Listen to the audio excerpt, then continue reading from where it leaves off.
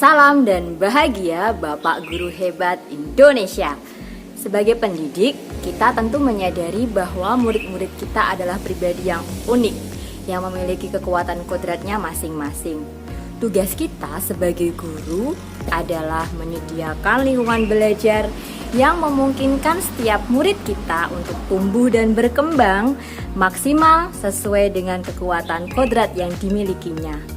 Memastikan dalam proses pendidikan dan pembelajaran di kelas mereka merasa selamat dan bahagia.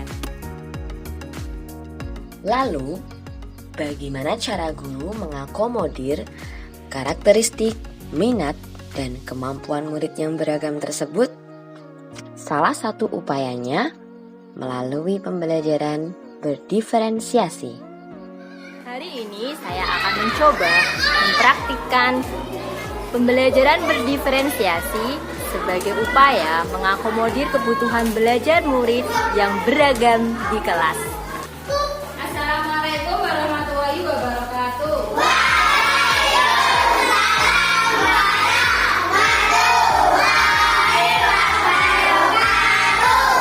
Implementasi pembelajaran berdiferensiasi berakar pada pemenuhan kebutuhan belajar murid dengan memberi keleluasaan mereka untuk meningkatkan potensi dirinya sesuai dengan kesiapan belajar, minat, dan profil belajar atau gaya belajar mereka.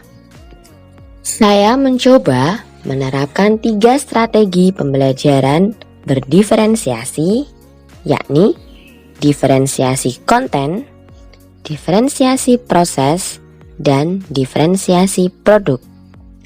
Bentuk implementasi diferensiasi konten diwujudkan dengan menyediakan bahan materi ajar daur hidup kupu-kupu yang beragam, baik dalam bentuk teks bacaan, diagram gambar, dan video.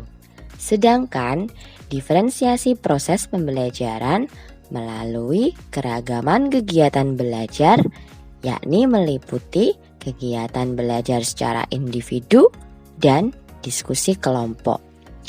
Diferensiasi konten dan diferensiasi proses ini mengupayakan untuk memfasilitasi kebutuhan belajar murid dari segi gaya belajar mereka yang beragam. Wujud diferensiasi produk dengan memberi keleluasaan murid membuat tagihan belajar sesuai dengan minatnya, dengan tujuan agar potensi murid dapat berkembang. Bentuk kegiatannya, murid dapat memilih membuat daur hidup kupu-kupu dalam bentuk gambar bagan, cerita bergambar, atau cerita narasi sederhana, puisi, lagu, dan produk lainnya.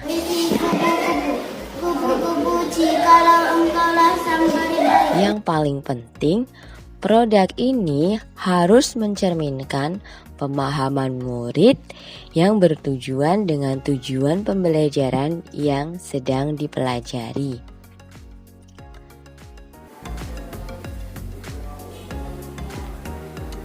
Setiap murid yang duduk di kelas kita memiliki keragaman karakteristik, beragam gaya belajar, ragam pula minat dan potensinya. Murid-murid kita memiliki hak yang sama untuk berkembang.